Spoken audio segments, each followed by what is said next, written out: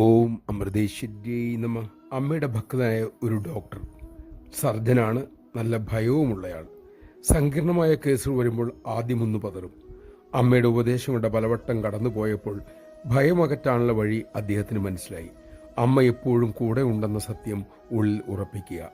അതിനായി അമ്മ കൂടെയുണ്ടെന്ന് ഭാവന ചെയ്യുക, മനസ്സാ സംസാരിക്കുക.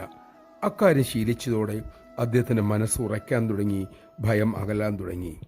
അമ്മയുടെ സാമീപ്യം പലവിധം അനുഭവത്തിലൂടെ ഉണ്ടാകാനും തുടങ്ങി. ഉണരുവിൻ മക്കളെ എന്ന ഗ്രന്ഥത്തിൽ അദ്ദേഹത്തെ സ്വാധീനിച്ച വരികൾ ഇതാണ്: എങ്ങനെയാണ് ഈശ്വരനെ ഞാൻ ഭാവന ചെയ്യേണ്ടത് എന്ന ചോദ്യത്തിന് അമ്മ ഇങ്ങനെ അരുളി: മോൻ ഈശ്വരൻ്റെ കുഞ്ഞാണെന്ന് കരുതുക. ആ ഭാവന ഉറയ്ക്കുന്നതോടെ ഈശ്വര സാന്നിധ്യം കൂടിക്കൂടി വരും. നമഃശിവായ.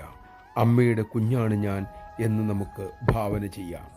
അമ്മയുടെ അച്ഛൻ്റെ തണലിൽ കുഞ്ഞ് എപ്പോഴും സുരക്ഷിതനാണല്ലോ.